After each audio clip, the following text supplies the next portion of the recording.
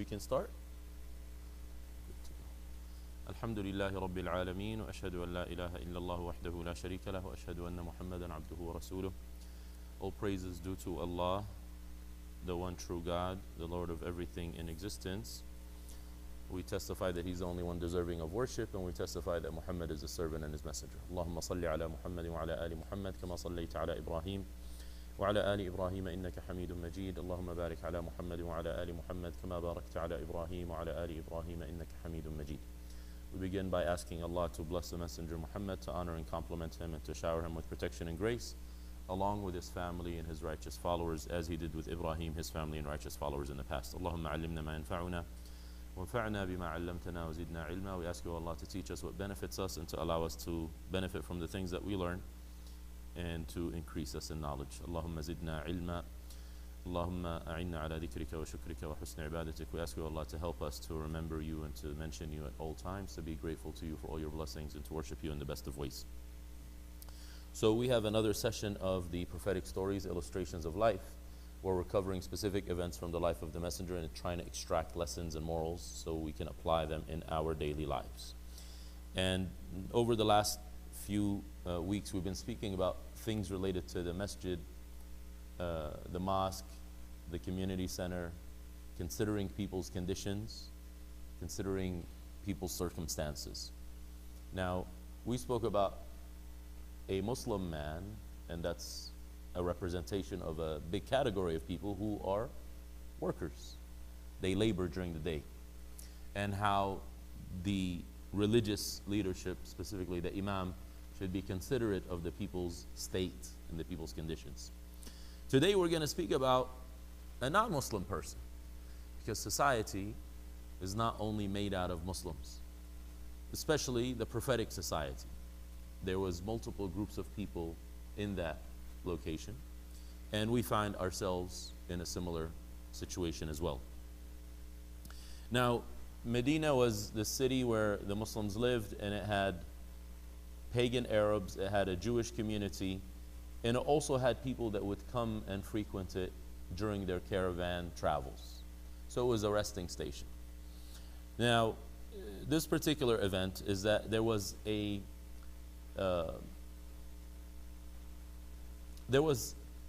group of people from the Muslim community that were tasked with going out and protecting the eastern borders of the city. Why would that be necessary? Border patrol. We hear about the border.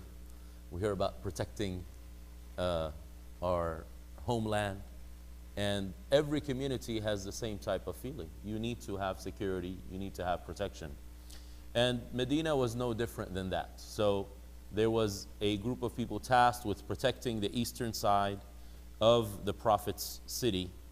And while they were on patrol, they found a particular person. And he was basically in the wrong place at the wrong time. You guys know this expression. There is no such thing as wrong place and wrong time, because everything has been decided by God already. So if you find yourself in a place, that was the right place at the right time, even if the circumstances are not favorable. And definitely for this guy, again, looking at this story in the beginning, you're going to see how there is a turn of events. This is a man by the name of Thumama ibn Uthal. Thumama ibn Uthal actually had been traveling on a long journey. He comes from Central Arabia. He belonged to a tribe called Bani Hanifa. Bani Hanifa are a huge Arabian tribe. They happen to be in the central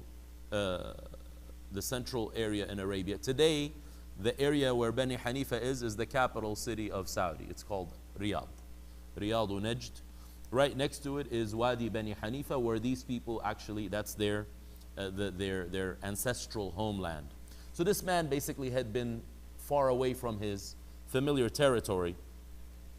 So the patrol bring him, they arrest him, and they bring him over to the city. Now, this would be considered an enemy combatant at the time, because the enemies of the Muslims were waging war against them. So if you happen to be in the wrong territory, basically you're not supposed to trespass, and this guy was trespassing. As far as they're concerned, he comes from a hostile town, comes from a hostile tribe. They have no relationship with them. What are you doing here? We're going to take you to the city. Now we're going to see how the Muslim community, at least at the time of the Prophet, treated individuals like this. So he was a prisoner.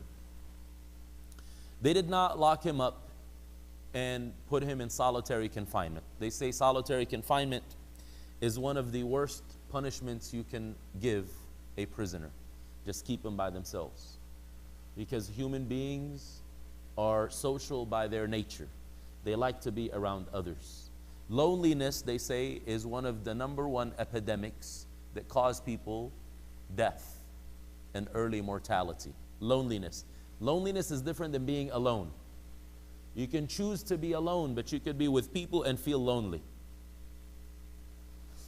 So that's called torture. That's called punishment. They did not punish him in this way, although he was trespassing, he was in the wrong area. Clearly he was a criminal, he was breaking their law. They didn't keep him in a cell. They also did not put him in a military prison, which is what we hear right now. Again, speaking about the border, if you hear about the plight of some of the people who try to cross the border, a lot of them are treated like criminals for what? As a default. But we all know not all of them are criminals. Could there be criminal elements? Definitely. That's a fact. And we're not just talking about in America now. This is all over the world. Every country that has its neighboring land going through some type of turmoil, they're going to be expecting large waves of migrants. How do they treat these people who are trespassing their borders? Some countries are pretty civilized. They give them asylum and they take care of them. Others close the borders. Others bring them in so they can get international aid, but then they disrespect them, they mock them, they beat them up, they abuse them. So we see how people react, and this is not just in the pre-modern time, we're talking about in our day and time. Some of these people, they may be simply crossing the border and they put them in a military prison. I volunteer in prisons. I mentioned this before. They have specific prisons called immigration cells for people who have issues with their immigration. The person could be here for 40 years, doesn't have papers, they end up getting locked there. Also, a person who brand new just crossed the border could end up there. And these places are some of the least hygienic places, least protected places. There aren't many civil liberties in them, and many of them are actually contracted to private institutions. This is a huge industry in America, unfortunately, at this time. This man was brought to the Prophet's masjid, again, the community center, the headquarters of the Muslims, and he was tied down to one of the pillars of the masjid. The masjid of the Prophet had pillars, and those pillars were made out of palm trees, whatever material they had at that time. So he was tied to one of those pillars.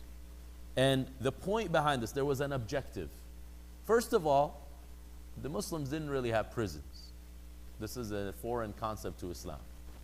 Second of all, there was a reason for him to be treated this way. He's a nobleman. He was a leader and a chief of that particular tribe. So the Prophet's design and designation was that he would see and he would witness and he would experience the daily life and the daily rituals of the Messenger of God and the believing community. This was an objective behind bringing him in. Last time we kind of spoke briefly about how the mosque sometimes, at the time of the Prophet, would host these homeless people, the migrants. Again, it revolves around that, and I like to use these words that are hot today. Many times people don't understand the concept of muhajirin and ansar. So I want you to utilize common words today that people would relate to. Use refugees and sponsors. Refugees who leave their homes. They may come from rich families. They may have businesses, but when they run for their lives, they're refugees. And then a refugee in a country needs a sponsor that would take care of them, and they get paired with them. They kind of put their name down for them. They help them out legally. They translate for them. This was the relationship that was in the city of Medina between the Meccan refugees and the Medinan sponsors. This is like a new political take onto these terminologies that we hold very dear. Allah mentions al-muhajirin wal-ansar in the Quran. These are sacred words, but they have a powerful meaning, especially if we can bring it home to things that we are experiencing. The Messenger sallallahu alaihi wasallam comes to this man, and he tells him, "Ma indaka ya Thumama." What is it that you have? Basically, what is the matter with you? Short question, straight to the point. Now, this was not intended to be disrespectful. So this is key. So maybe the way I am expressing it may show that. But this is why these disclaimers are important. It says it was far away from any type of disrespect, any type of threat, any type of warning, any type of putting someone down, any type of being condescending. Thumama should have expected that the Prophet himself would bring him a proposal. So this is like the flip side. Someone who's coming, so I want to try to reflect over this. You would try to interrogate a person, or you tell them, you know, let's say it's the police who arrest somebody.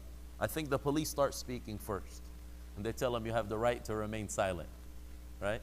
Here, the Prophet is not telling him you have the right to remain silent. He's engaging him in conversation. What do you have? What is the matter with you?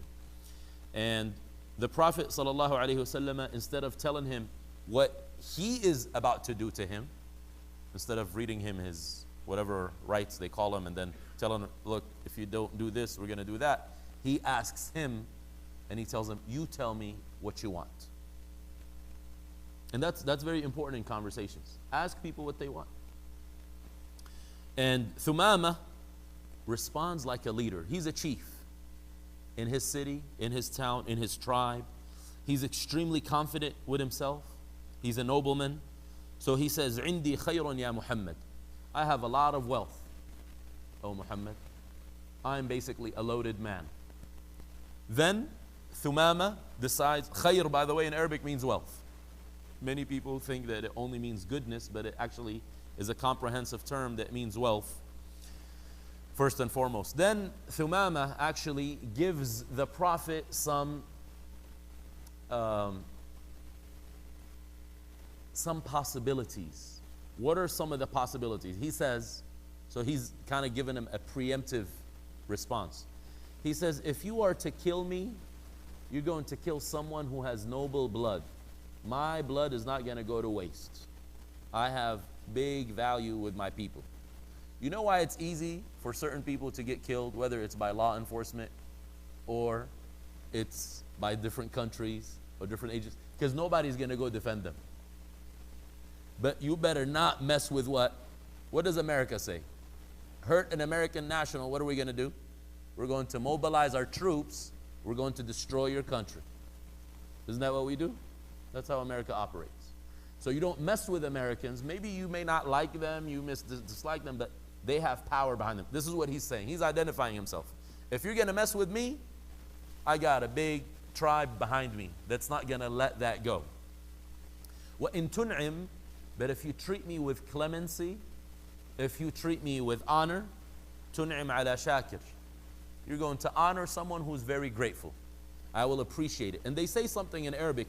They say, in akramta al-karima malaktahu, wa in akramta al-la'ima tamarrada. So the Arabs say something. They say, if you are to honor a person of honor, you will gain them for a lifetime.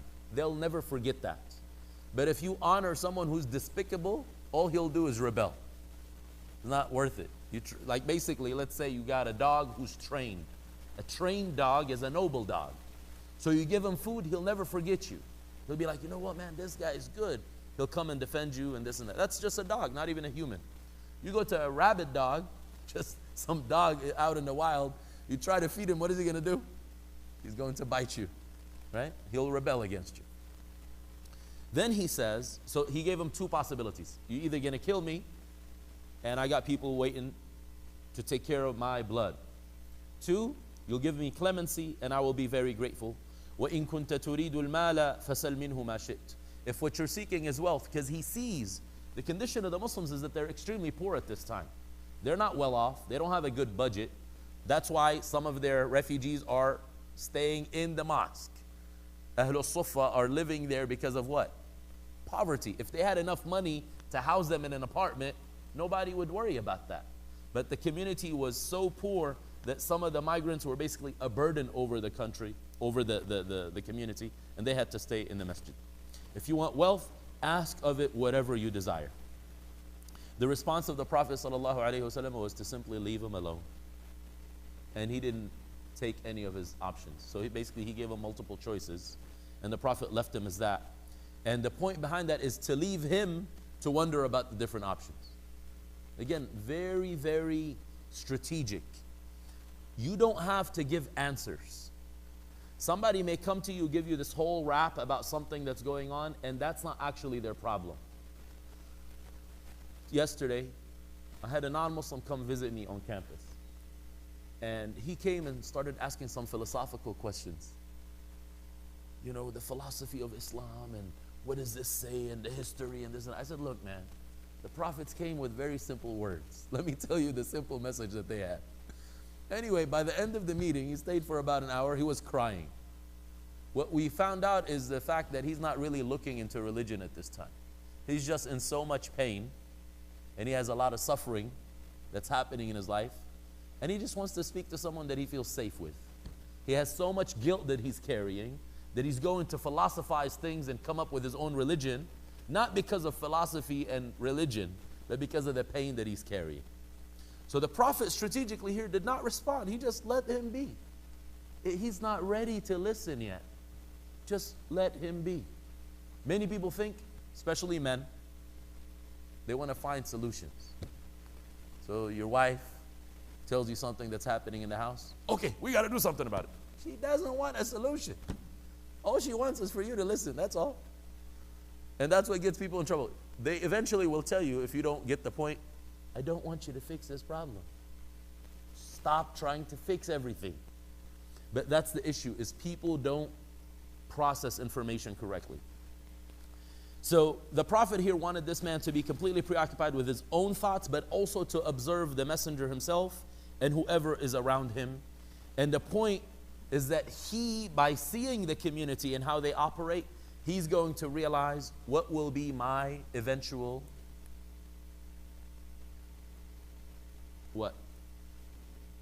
destination, possibly way out. But what is the outcome?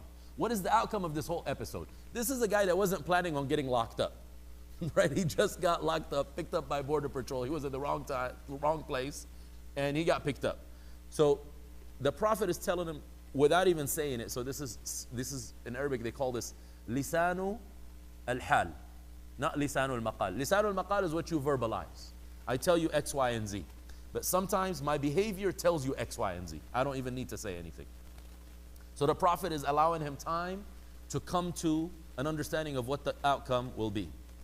Now, very important, although he's a prisoner, he had trespassed, meaning he is at fault here. This is not like someone who's completely innocent. He was tied to his pillar, but he never was mistreated. He was not abused. His honor, dignity, and integrity was not questioned. His food would be carried to him from the Prophet's houses. So that's right next door. So basically like that door, the Prophet's house is right there. When we look at the masjid, that's exactly how it looks. The homes are on that side. So the door opens and they bring the food over to this prisoner. And the point here was that the Prophet is telling him, I am feeding you from the same food that I eat.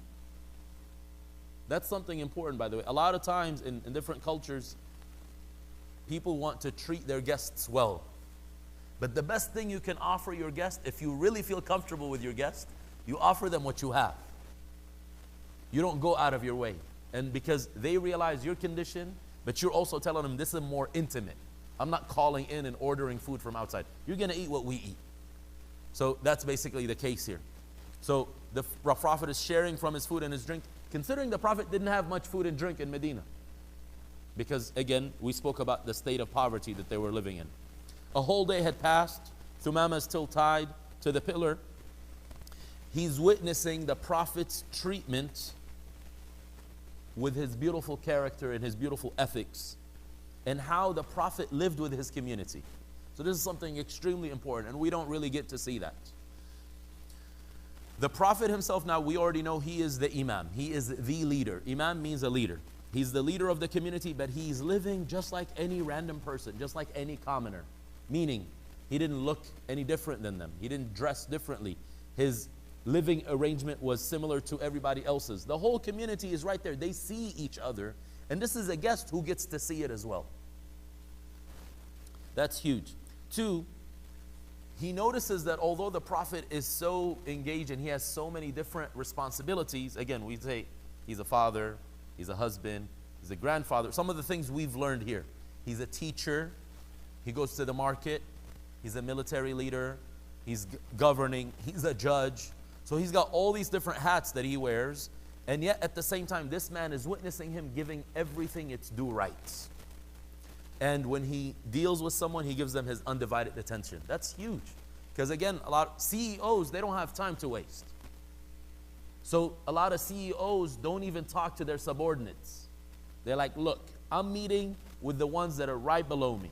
I don't deal with the regular worker in the company. But the most successful companies is where you see a CEO talking to the janitor and having a personal conversation.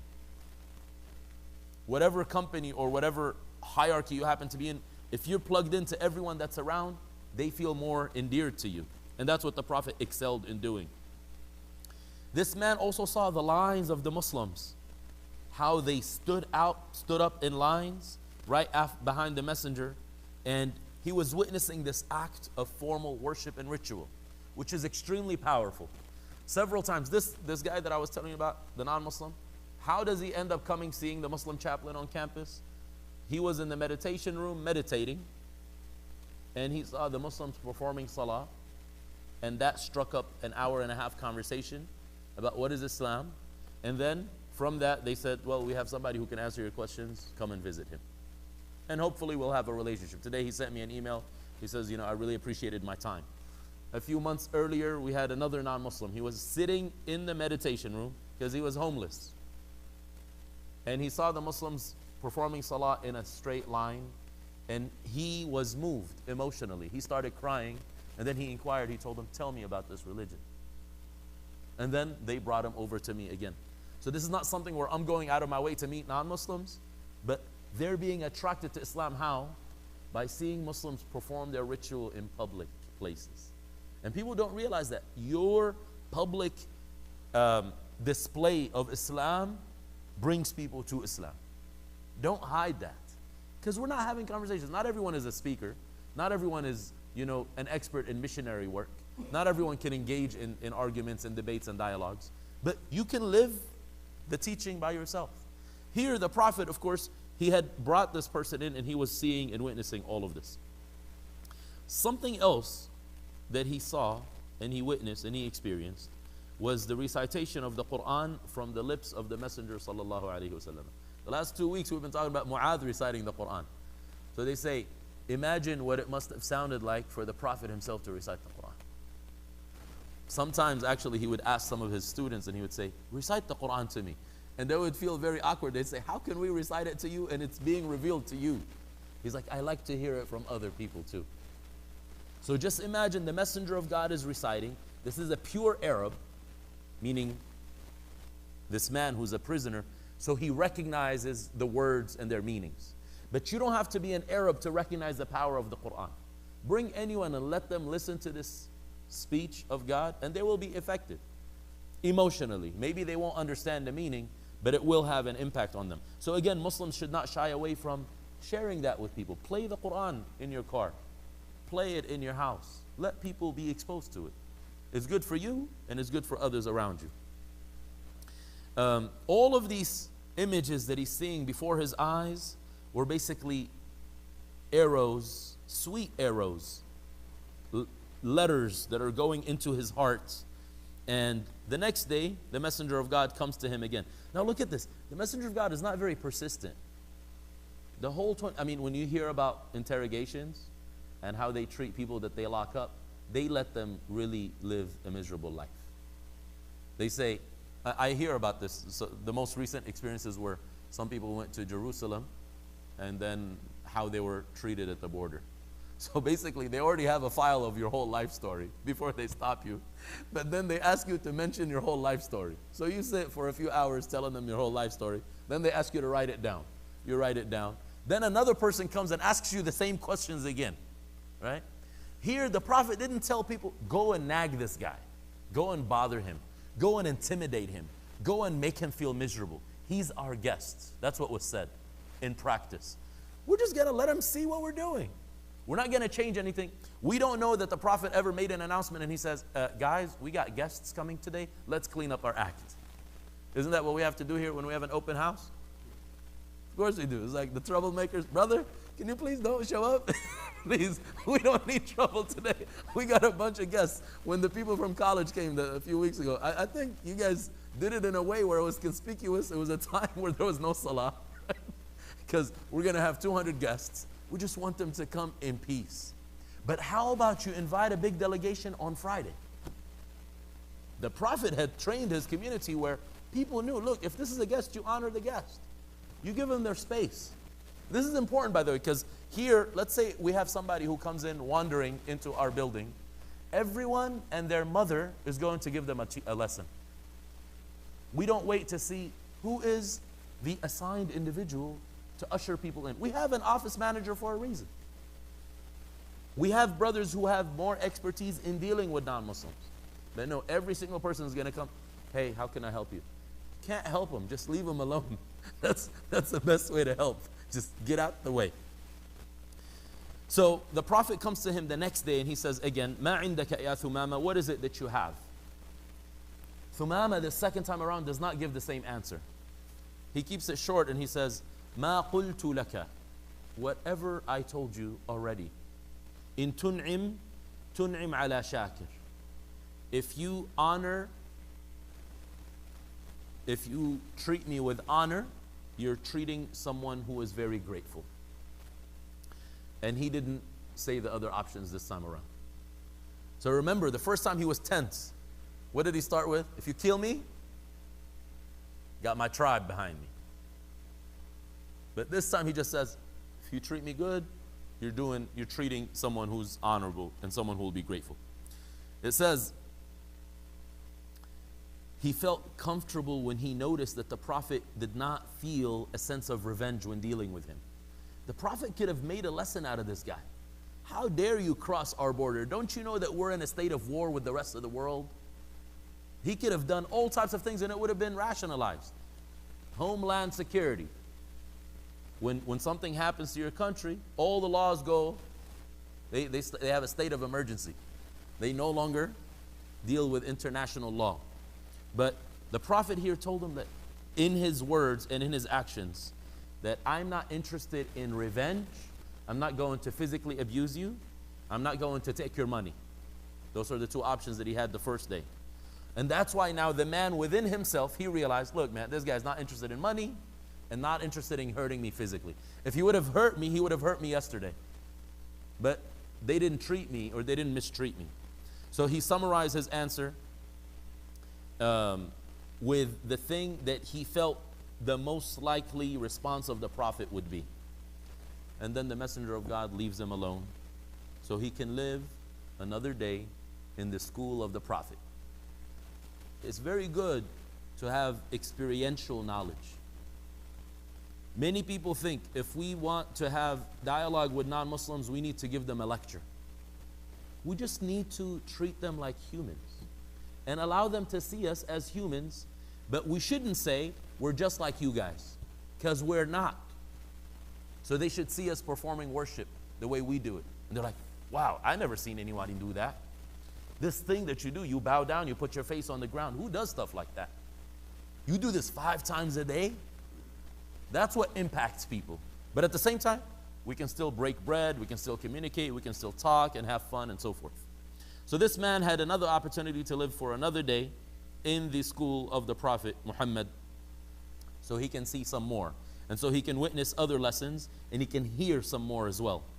Third day comes about and the Prophet sallallahu alaihi wasallam comes again and he asks the same exact question. Ma indaka ya Thumama? What is it that you have, O Thumama? Thumama says, I have what I said to you before. And he stops it right there. He didn't even give the option of, if you treat me well, I'll be grateful. And the point behind that was, so here he's dealing with the Prophet's generosity. He's basically telling him, I don't have any requests right now. I'm just going to let you handle this situation. So then the Messenger of God says, release Thumama. release Thumama. Meaning, he could have done that from day one. But that was the arrogance of this chief, that he felt he's in charge and he's in control. Let me tell you what I want. A, B, C. This is like, I went to a dealership a few days ago, so I have a new experience to share.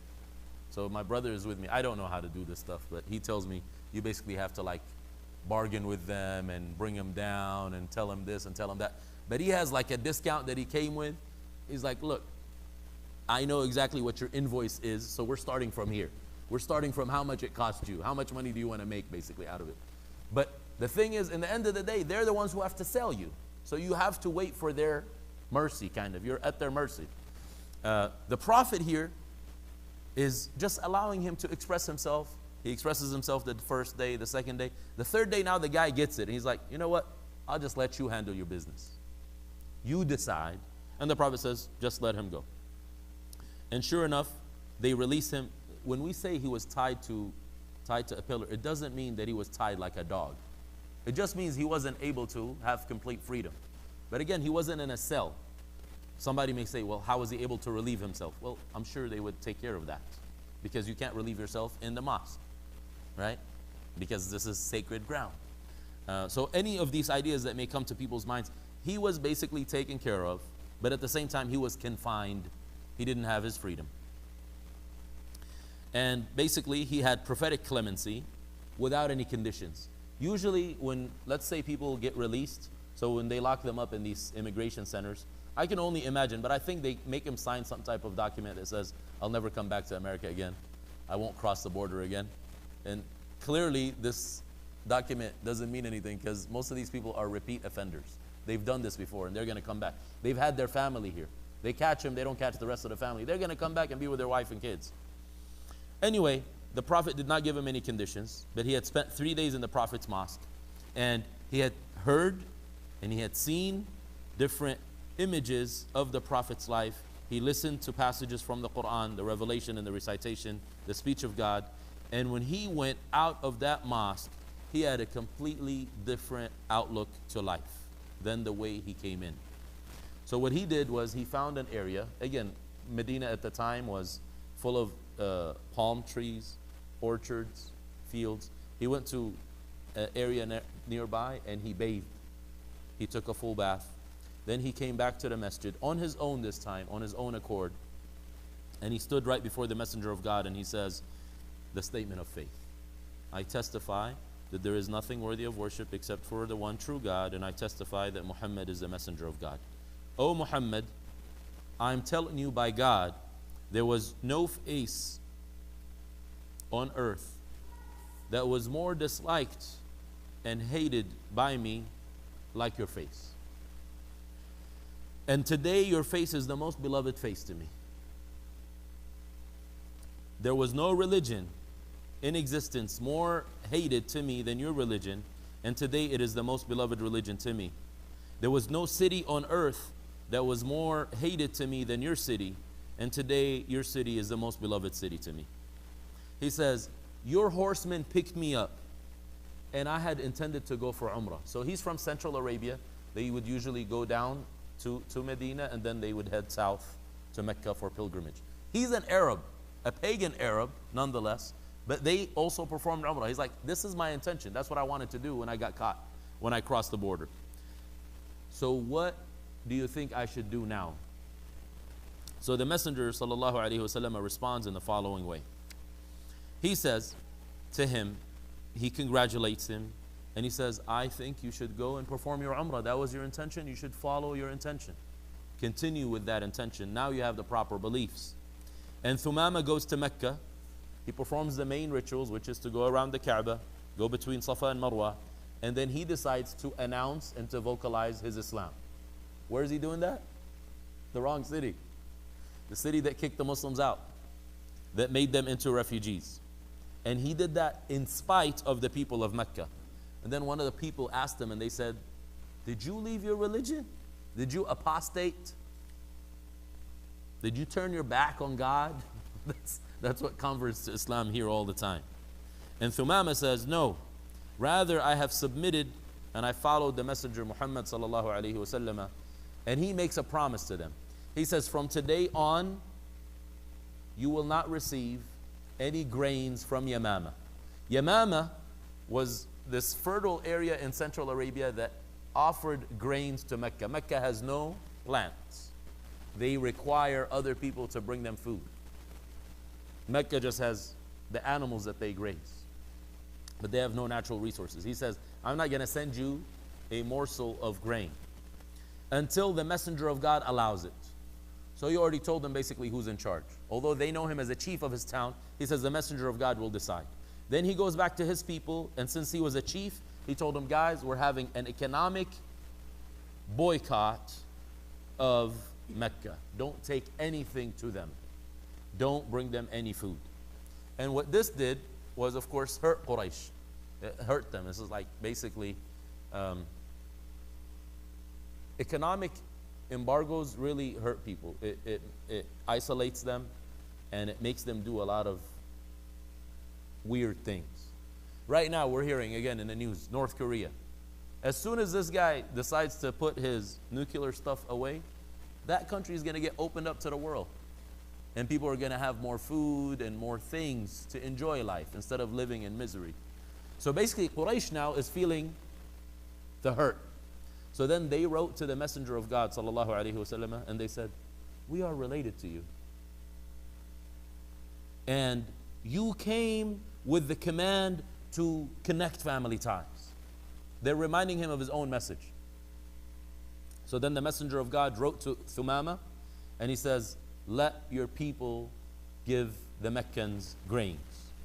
And the grains of Yamama returned back to Mecca with the command and the instruction of the Messenger sallallahu alaihi wasallam. So now we're going to have some of the lessons here, and there's different amazing things to this. I just don't want to lose track, because there's a few things that were in my mind about how the positive treatment influences people. Yesterday we heard from a brother, he works for Islamic Relief USA.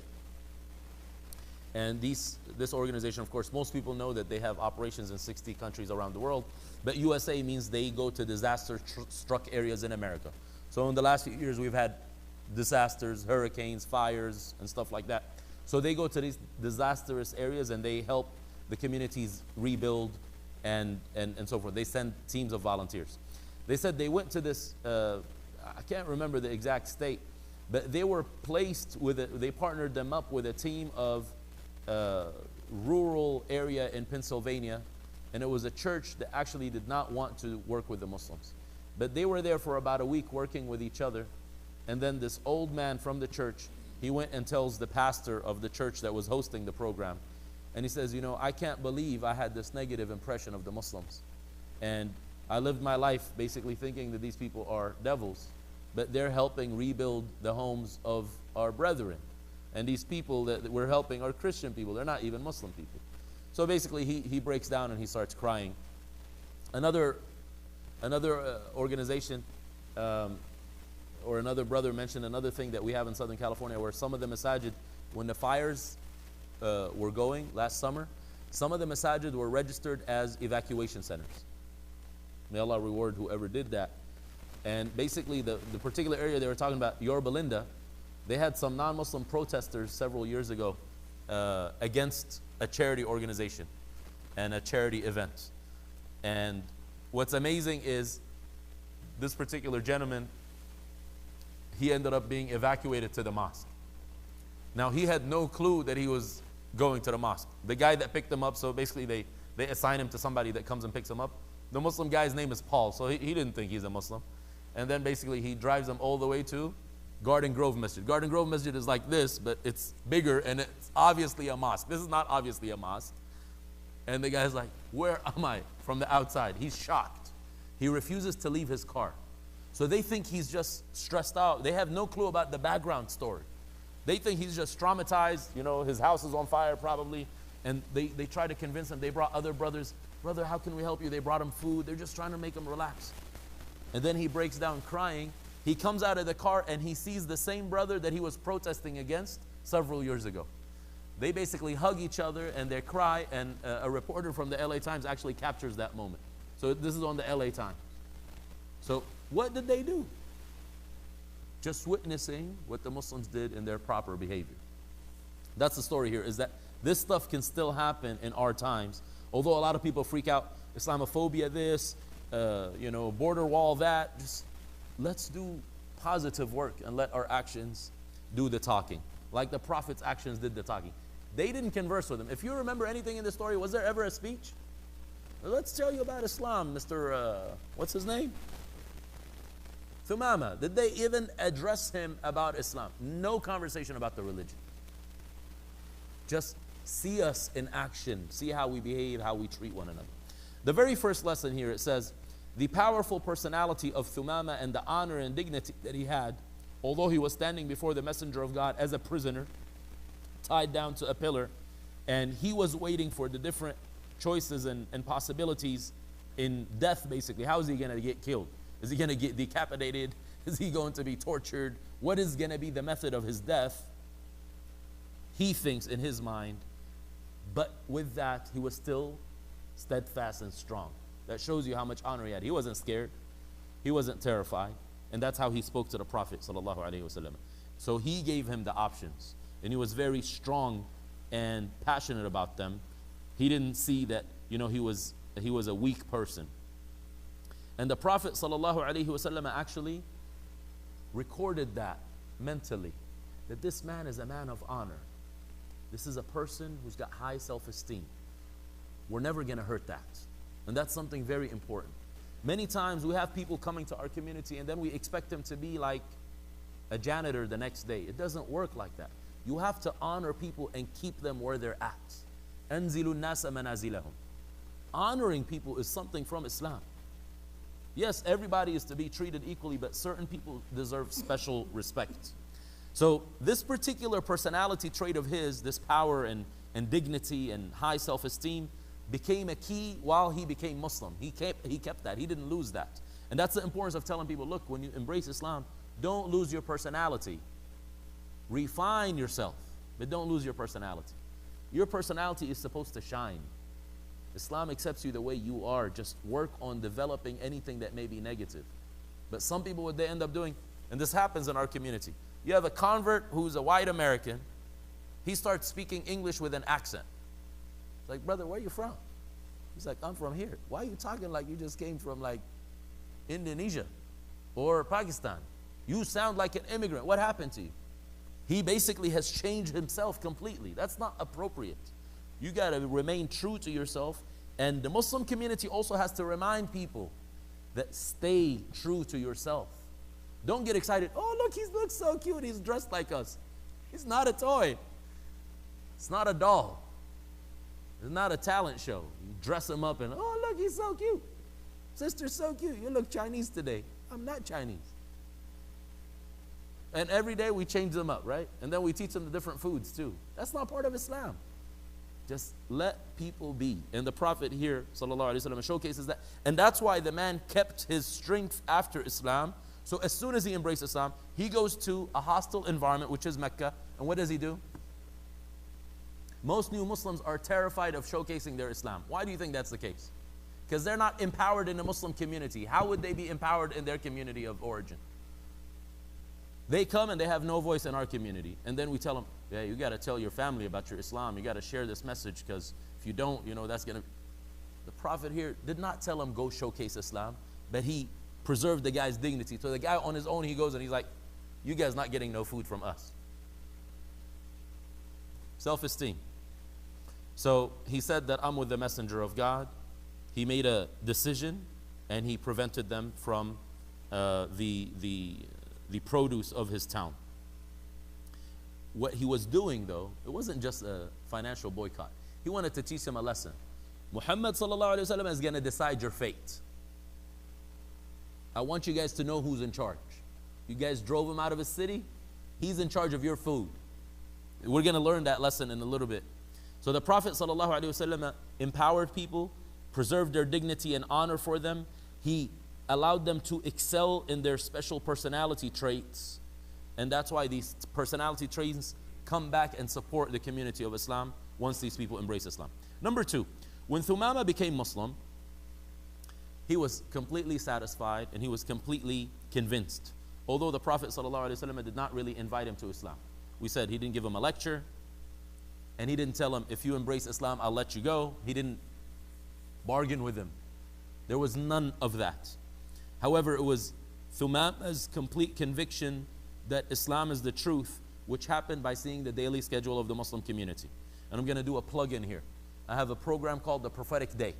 I think it's about 15 hours on video on IOK Media. Check it out. See how the Prophet spent his 24 hours. It's very powerful, because that's how you're going to imagine how this man experienced these 3 days in the Prophet's city. He got a dose of that for 3 days. He saw them, how they behaved in their headquarters in the mosque. He heard the message of the Quran while the Prophet was engaged in worship. And he would hear him behaving and acting in a way that convinced him that this man is speaking the truth. The most important thing with a messenger is that the messenger can prove that they are truthful. Once the messenger proves that they're truthful, people will accept them. And this man saw the truth in the Prophet's behavior, that he would not make this up. And that's why his faith was strong. His faith was unshakable. What's interesting here, you guys may have heard about Yamama. What's Yamama known for in Islamic history? Banu Hanifa, what are they known for? Right after the Prophet dies, there was a false prophet called what? Musaylama. Musaylama was in Yamama. Yamama was the most tragic event after the life of the messenger, which took out most of the people who had the Quran memorized. And the reason we have the Quran documented in paper form is because most of the people who had the Quran memorized got killed, and that's how that idea came about, is make sure that we preserve it, because we don't know how long that's going to last. That's part of the story of the preservation of the Quran. Thumama was from that same city. Most of his people apostated from Islam. They left Islam and they followed this false prophet. But he stayed firm, and he actually fought against his own people to bring them back to the fold of Islam. That's something very powerful, although he didn't spend much time with the Prophet. Number 3, Thumama forced Quraysh to utilize the Prophet Muhammad sallallahu alaihi wasallam and to ask him to intercede in order for them to receive food support from Yamama. Quraysh, what they did was remind the Prophet and tell him, you came with a message that connects family ties and takes care of the needy. Now, look at this. The Prophet it could have been very easily done that he could respond to them and tell them, you guys were the very first people to break family ties, because I'm your relative. Remember, Quraysh is related to the Prophet. So a lot of people, again, they hate the Meccans or they hate Quraysh. They don't remember that these people are the Prophet's family. This is like one family having internal issues. The Prophet didn't tell them, well, you guys are my family and you started this beef. He didn't remind them of that. He also didn't tell them, remember how you guys had an economic boycott for 3 years against Bani Hashim? Bani Hashim was the immediate clan of the Prophet, and they weren't all Muslims. So it was the Muslim community and their non-Muslim allies and supporters. They were all under economic embargo for 3 years. What are they called? Not concentration camps. The place where they kept the Japanese. What are they called? Internment camps. So Banu Hashim stayed for 3 years in an internment camp. He could have reminded them, remember when you guys stopped feeding us? You know what they used to eat for these 3 years? Whatever bushes grow in the desert. They said when they started using the restroom at that time, it would be like what goats do when goats defecate, because they're eating the same food as goats. They suffered tremendously. By the way, it was the aftermath of that got Khadija and Abu Talib dead. That's how they died. It was due to the difficulties. Right after the embargo ends, they pass away, because they just suffered tremendously. And Khadija was what? A noble woman, a rich woman. But all that wealth was gone because of the economic embargo. So the Prophet could have told them, you know, this happened. Revenge. You guys made me lose the most beloved people to him was his uncle and Khadija. And we spoke about that before here. But he did not remind them of that. He also could have reminded them, you guys drove us out of our city. You made us turn into refugees. And you didn't remember that we are related to you. How are you asking me about keeping family ties now? But the Prophet didn't do any of that. And all he did was tell Thumama, please bring back the food to Mecca. That's called prophetic character. That's the reason why we study this man. This is not just, love your enemy type of thing. This is way beyond that. This is actions, not just words. Because some people say love your enemy, but they call you enemy. How can you the word doesn't make sense. If you think somebody's your enemy, that means you're in a war. But the Prophet never said that. His behavior, however, challenged that status quo. The Prophet ﷺ did not have this, this is a particular carnal desire to have revenge. Whenever I have the ability to beat someone down, I'll do it. That's part of the animal instinct within people. But the Prophet did not deal with people based on their standards. He dealt with them based on his standards. This is important. Let's say financially. Somebody may say, well, I have the opportunity to cheat the bank and to cheat this financial institution because this is how they operate. They all cheat. Let me cheat. That's not prophetic. The Prophet says, I'll still do the right thing. And this is why the Prophet, his goal, his target was bringing people closer to the religion of God and not turning them away. And this particular behavior of the Prophet is going to affect the hearts of the people of Mecca. Why do you think the people of Mecca eventually became Muslim? Because they're like, this guy is not after our wealth. This guy had the opportunity to kill us and he let us free. He had the opportunity to have this financial embargo and he still gave us food. All these things affect people. They're like, we're taking notes here. Not everybody's going to be a staunch enemy. Although it didn't affect all of them, but affected some of them. And this is going to allow them to embrace the faith eventually. So that's the story of Thumama. May Allah be pleased with Thumama. Although we don't really know much about him, but this particular story is definitely powerful. And the key here, the takeaway message is, if we have guests coming to the house, they're not prisoners. But I'm just saying, the worst possibility is for you to have a prisoner. And we don't have that opportunity. If people come over, what are they going to see in our behavior as a community? Who can they talk to if they have questions? What have we done to prepare ourselves? That's a very important question. We should consider that. Hopefully our community can talk about that and make sure that the masjid is vibrant in a way where it's safe for people to come in, and then people are allowed to see us in action, living Islam, taking care of one another, caring for one another, being empathetic. We ask Allah to guide us all to do that. رَبَّنَا آتِنَا فِي الدُّنْيَا حَسَنَةً وَفِي الْآخِرَةِ حَسَنَةً وَقِنَا عَذَابَ النَّارِ. We ask you, Allah, to give us the best of this life and the best of the next life, and to protect us from your anger and from the fire. رَبَّنَا أَعِنَّا عَلَى ذِكْرِكَ وَشُكْرِكَ وَحُسْنِ عِبَادَتِكَ. We ask you, Allah, to help us to remember you and to mention you at all times, to be grateful to you for all your blessings and to worship you in the best of ways. We ask you, Allah, to make our masajid, our mosques, and our community centers places where people find guidance and find safety and find comfort and find love and find support that they're seeking, whether they happen to be from our community or outside of our community. We ask you to allow us to live and model the behavior of the Messenger Muhammad, so whenever we interact with people, they see us prophet-like. They see us the way you want us to be, and hopefully we can help them in whatever condition they are in. We ask you, Allah, to guide our hearts, to help us to fix our mistakes and to own up to any faults that we have and to seek your forgiveness. رَبَّنَا ظَلَمْنَا أَنفُسَنَا وَإِن لَمْ تَغْفِرْ لَنَا وَتَرْحَمْنَا لَنَكُونَنَّ مِنَ الْخَاسِرِينَ. Our Lord and Master, we've wronged ourselves.